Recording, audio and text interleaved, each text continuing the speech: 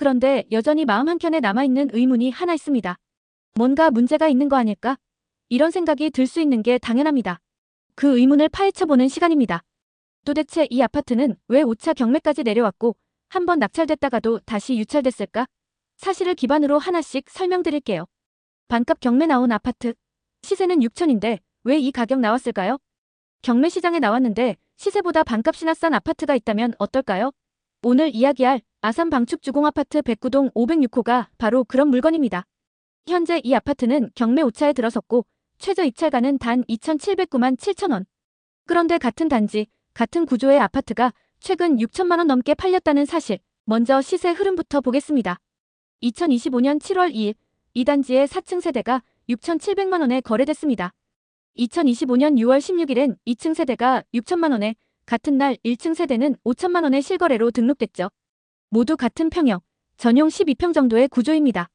그러니까 지금 경매로 나온 이 5층 세대가 2,700만원대에 낙찰된다는 건 그야말로 시세의 절반 이하 가격에 살 수 있다는 뜻입니다. 그렇다면 왜 이렇게 싸졌을까요? 경매는 시장에서 잘 안 팔리는 물건이 아니라 여러 사정으로 인해 강제로 매각이 진행되는 물건이 많습니다. 이 아산 방축 주공아파트도 마찬가지입니다. 이 아파트는 1차에서 7,900만원에 시작했지만 유찰, 2차 5,530만원도 유찰, 3차에 3,871만원으로 누군가 낙찰까지 받았습니다. 하지만 문제는 그 다음입니다. 낙찰자는 잔금을 포기하고 낙찰을 취소했습니다. 그리고 4차 다시 유찰, 지금 5차에서 2,700만원대까지 내려온 겁니다. 자, 여기서 의문이 생기겠죠? 왜 낙찰자가 포기했을까? 뭔가 문제가 있는 거 아니야? 하지만 실제로 들여다보면 전혀 그렇지 않습니다. 권리 분석을 보면 이 아파트는 아주 깔끔합니다. 말소 기준 권리는 2017년 4월 14일 근저당권이고 그 이후 전입한 임차인도 없고 배당 요구도 없습니다. 즉, 낙찰자가 인수해야 할 보증금, 임차인, 대항력 있는 권리는 전혀 없다는 거죠. 현황 조사서에 점유자 미상이라는 문구가 있지만 이는 단순히 현장 방문 시 사람이 없었다는 의미일 뿐입니다.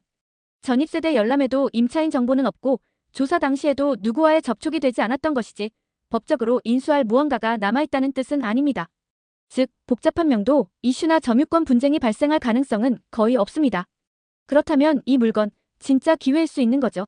이제 투자 시뮬레이션을 해봅니다. 만약 2,800만원의 낙찰을 받고 리모델링 비용으로 800만원 정도 쓴다고 가정합시다. 총 투자금은 3,600만원. 그런데 이 단지에서 가장 최근 거래된 1층 세대가 5천만원, 4층은 6,700만원이라는 점을 감안하면 매매 차익만 최소 1,000만원에서 최대 3천만원이 기대됩니다. 만약 매도 대신 월세를 준다면요? 5층 세대가 보증금 300만원에 월 27만원으로 계약된 사례가 있고 다른 세대는 보증금 500만원에 월 40만원 계약도 확인됩니다. 보수 후 월세 35만원 기준으로 계산하면 연수익은 420만원. 보증금 500만원을 빼면 실투자금 3,100만원으로 약 13.5%의 순수익률이 나옵니다. 이건 상가도 아니고 원룸도 아니고 아파트에서 나오는 수익입니다. 여기에 이 아파트는 관리비도 저렴합니다. 월 평균 7만원 정도. 도시가스 개별 난방, 구조도 단순하고 유지비 부담도 크지 않죠. 투자용이든 실거주용이든 부담 없이 접근할 수 있는 물건입니다. 입찰 보증금은 최저가의 10%, 약 270만원 수준입니다. 이제 남은 건 정보를 정확히 알고 판단하는 용기입니다. 싸다고 무조건 좋은 건 아니지만 싸고 깨끗하고 수익도 보장되는 물건이라면 그건 진짜 놓치면 후회할 기회일지도 모릅니다. 그런데 이런 생각이 드실 수 있습니다. 그래, 싸긴 한데 주변에도 싼 아파트 많잖아. 굳이 저 아파트여야 해? 바로 이 질문에 대한 답을 이번 편에서 해드릴게요. 즉, 이 방축주공 아파트가 아산 내 다른 저가 단지들과 비교했을 때 뭐가 더 좋고 왜 선택해야 하는지 차근차근 비교해드리겠습니다. 먼저 비슷한 시기에 지어진 대표적으로 온천동 주공 2단지, 신창면 코아루, 배방읍 일신 아파트 같은 곳이 있습니다. 이 아파트들도 대체로 매매가가 5천만원 이하이고 경매로도 종종 나오곤 하죠. 하지만 단순히 싸다는 조건만으로 판단하긴 어렵습니다. 방축주공 아파트는 아산시청, 온양온천역, 시외버스터미널에서 도보나 차량으로 10분 내외 거리입니다. 즉, 도심 접근성이 매우 뛰어난 아파트입니다. 반면 신창면, 배방읍 쪽은 시내와는 다소 떨어져 있고 자차 없이 생활하기엔 약간 불편하다는 얘기가 많습니다. 교통을 따지면 더 확실해지죠. 방축주공 아파트는 단지 정문에 버스 정류장이 딱 붙어 있습니다. 실제로 입주민들 후기를 보면 집 앞에서 버스 타고 온양 온천역까지 바로 가니까 너무 편하다는 이야기가 많습니다. 출퇴근, 병원, 마트, 아이들 통학까지 다 버스로 커버되는 구조죠. 두 번째는 주변 생활 인프라입니다. 방축주공 단지 안엔 작은 상가가 있고 세탁소, 부동산, 음식점, 마트가 입점해 있어요. 바로 옆엔 24시간 운영되는 하이웨이 클럽도 있어서 야간에도 생필품 구매가 가능합니다. 반면 온천동 주공 2단지는 상가가 거의 없어 차량 없이 장보기가 어렵고 배방이나 신창면 일대 아파트는 생활 인프라가 부족하다는 불만이 있습니다. 특히 1인 가구나 어르신들이 살기엔 불편하다는 얘기가 많아요. 세 번째는 자연환경과 단지 분위기입니다. 방축주공은 단지 옆으로 벚꽃길이 조성돼 있고 걸어서 15분 거리에 신정호 체육공원, 신정호 관광단지가 있어요. 조깅, 산책, 운동 다 가능합니다. 봄이면 벚꽃이 터널처럼 피고 가을엔 저수지 걷는 재미가 쏠쏠하다. 이건 실제 입주민 후기입니다. 반면 비교 대상 아파트들은 자연환경이 없거나 도로 옆이라 시끄럽고 조망도 답답하다는 얘기가 많습니다. 특히 온천동 일부 단지는 교통량이 많아 창문을 열기 어렵다는 평가도 있어요. 네 번째, 가격 대비 수익률입니다. 예를 들어 방축주공 아파트는 2,700만 원대 낙찰이 가능하고 월세는 27만 40만 원 수준입니다. 투자금 대비 연수익률이 13%에서 16%에 달합니다. 반면 배방읍 쪽 단지는 월세 수요가 적고 공실 우려도 크며 월세 자체가 20만 원 수준인 경우가 많아 수익률이 낮아지기 쉽습니다. 게다가 방축주공은 전세도 잘 나가는 편입니다. 2025년 기준 같은 평형 전세가 5천만 원에 계약된 사례도 있어 보수 후 전세로 돌려도 전체 투자금을 회수할 수 있는 구조입니다. 이건 갭 투자자들에게 굉장히 매력적인 시나리오죠. 다섯 번째, 권리관계의 안전성입니다. 방축주공 506호는 말소 기준 권리 이후 임차인 전입도 없고 배당 요구도 없습니다. 법적으로 인수할 권리가 0입니다. 게다가 명도 부담도 거의 없어요. 이건 경매 초보자도 접근 가능한 안전한 물건입니다. 반면 다른 단지는 임차인과의 분쟁, 대항력 있는 전입, 혹은 점유 불분명 이슈가 더 자주 발생합니다. 단지 노후화가 심하거나 건물 상태가 더 나쁜 경우도 많고요. 아산 시내 저가 아파트 중 방축주공 아파트는 입지, 생활, 투자, 안전성 모든 면에서 고르게 점수가 높은 물건입니다. 단순히 싸다고 다 같은 게 아닙니다. 싸면서도 잘 나가고 안정적이고 실수요와 임대수요까지 갖춘 물건. 바로 그게 이 방축주공 아파트입니다. 아무리 가격이 싸고 수익률이 높다고 해도 사는데 불편하면 소용없다고 생각하시는 분들 많으시죠? 방축주공 아파트는 1990년에 준공된 저층 단지입니다. 총 10개 동, 410세대 규모로 각 동은 5층까지 있고 복도식 구조입니다. 엘리베이터는 없지만 건물 사이 간격이 넓고 단지 안도로가 여유 있어 답답하지 않고 아담한 분위기입니다. 그만큼 조용하고 정적인 분위기가 단지 전체에 흐릅니다. 시끄러운 아파트가 부담스러운 분들에겐 이보다 더 좋은 조건은 없습니다. 단지 안엔 작은 상가도 있습니다.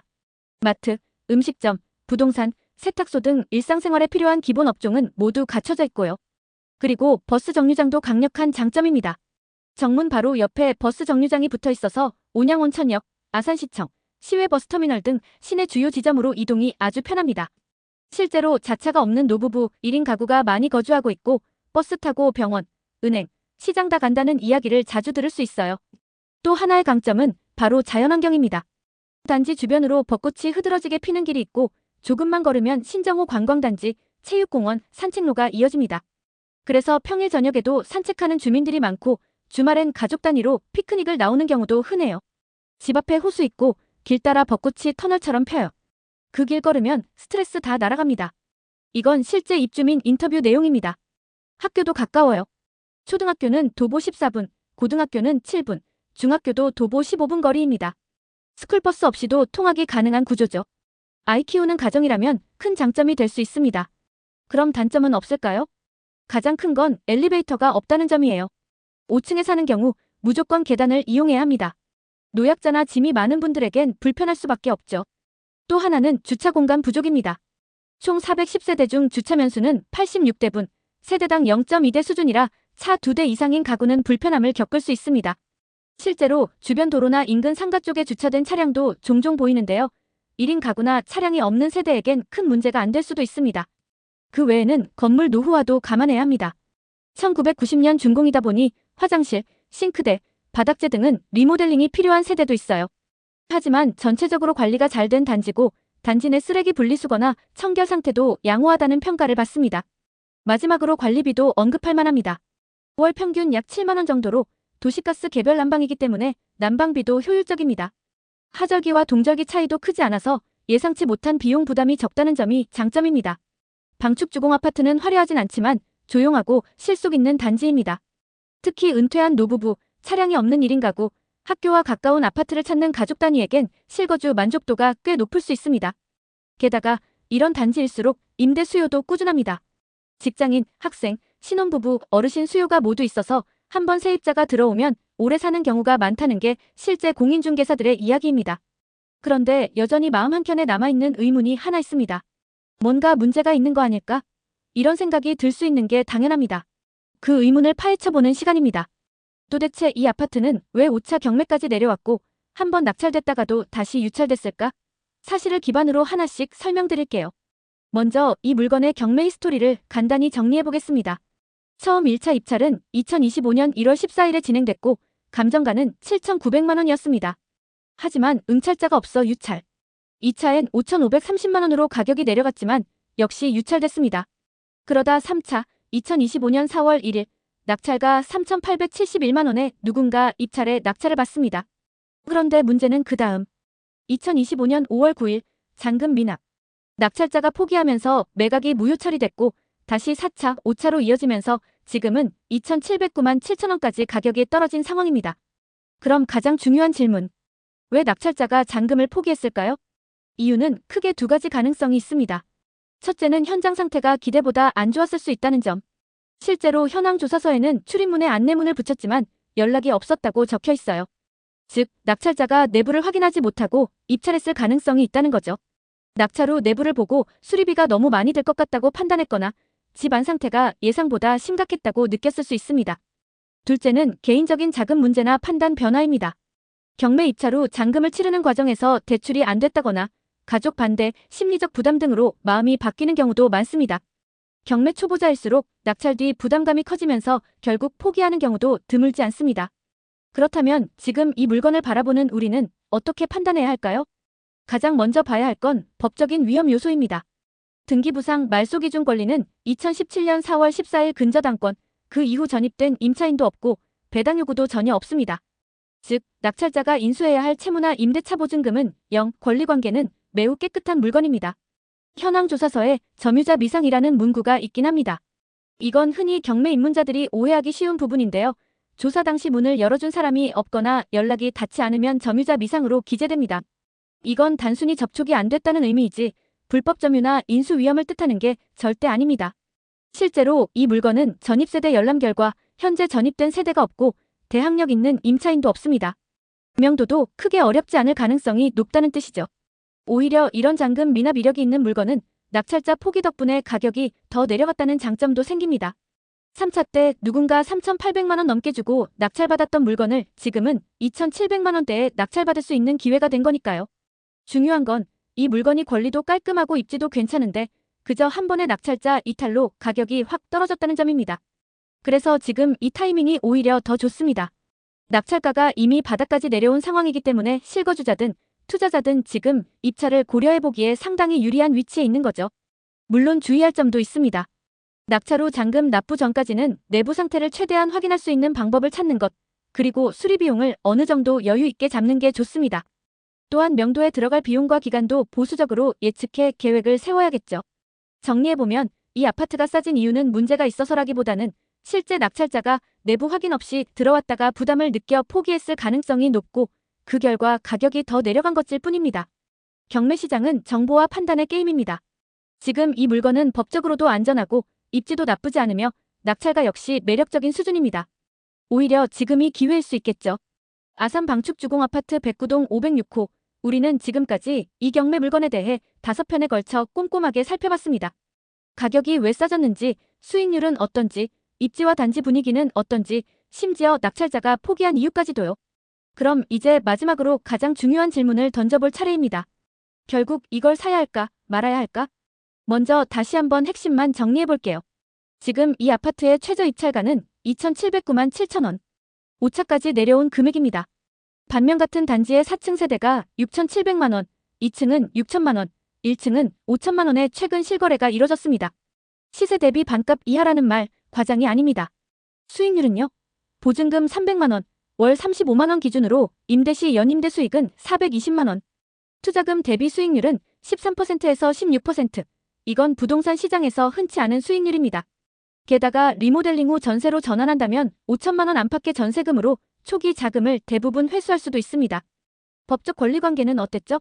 말소기준 권리 이후 임차인 전입 없음, 배당 요구 없음, 인수권리 없음. 현황 조사서엔 점유자 미상이지만 이는 조사 당일 접촉이 되지 않았다는 뜻일 뿐 법적 위험 요소는 없는 상태입니다. 설명도 과정도 무리 없이 진행될 가능성이 높습니다. 입지는요. 온양 온천역, 아산시청, 시외버스터미널과 인접한 아산 시내 핵심 생활권이며 단지 바로 옆에 버스 정류장이 있고 도보 15분 거리에 초등학교와 고등학교, 신정호와 체육공원에 갖춰져 있습니다. 주차 공간이 부족하다는 점, 엘리베이터가 없다는 점은 분명한 단점이지만 전체적으로 보면 생활의 질과 비용의 균형이 매우 잘 맞는 단지입니다. 그렇다면 어떤 분에게 이 물건을 추천할 수 있을까요?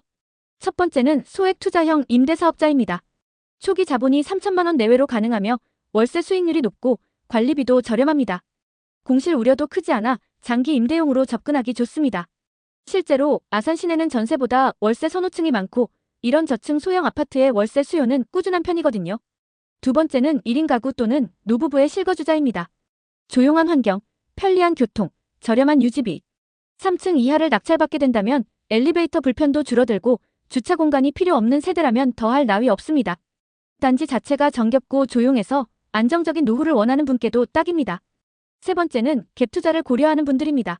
보수 후 전세 5천만 원에 세팅하면 낙찰가와 수리비를 대부분 회수 가능하고 차액은 시세 상승이나 전세 반전 시점에서 실현 가능합니다. 아산 지역 특성상 폭발적인 상승은 없지만 완만하게 안정적인 흐름을 보이기 때문에 리스크가 적은 장기 투자로 접근하기에 유리합니다. 그렇다면 이 물건을 피해야 하는 분은 누구일까요? 차량을 2대 이상 보유한 가정, 엘리베이터 없는 고층 생활이 힘든 분, 혹은 건축 연식을 매우 민감하게 보는 분이라면 다소 불편함을 느낄 수 있습니다. 또한 수리를 전혀 하지 않고 바로 거주하긴 어렵기 때문에 리모델링이 익숙하지 않은 분이라면 전문가 도움을 받는 것도 고려해야겠죠. 결국 경매는 정보를 바탕으로 한 선택의 싸움입니다. 이 물건은 불필요하게 두려워할 만한 위험은 없습니다. 오히려 정보 부족으로 기회를 놓친 사례일 수 있고 지금처럼 낙찰자 미납 이후 진행되는 물건은 누군가의 실수로 인해 가격이 떨어지고 그걸 아는 사람이 다시 기회를 잡는 구조입니다. 경매 참여가 처음이라면 주변 전문가나 컨설턴트 도움을 받아도 좋고 한두 번의 작은 성공을 통해 자신감을 쌓는 것도 좋은 전략입니다. 마지막으로 한마디 덧붙이자면 이 물건은 누가 보면 아무 의미 없어 보이지만 누군가에겐 인생 첫 자산이 될 수 있고 또 다른 누군가에겐 노후 월세 수익을 위한 실속 있는 한 수가 될 수도 있습니다. 부동산 경매는 누구에게나 열려있지만 기회는 늘 준비된 사람에게만 주어집니다. 이번 물건은 누군가의 포기 끝에 지금 이 순간 당신 앞에 다시 한번 기회로 놓였습니다. 싸다고 덥석 물 필요는 없지만 싸면서도 구조가 깔끔한 물건은 신중한 분석 끝에 반드시 잡아야 합니다. 정보를 안다는 건 선택의 폭이 넓어졌다는 뜻이니까요. 이 영상이 당신의 판단에 도움이 되길 바라며 좋아요와 구독, 그리고 알림 설정 잊지 마세요. 다음에도 유익한 경매 이야기로 찾아오겠습니다.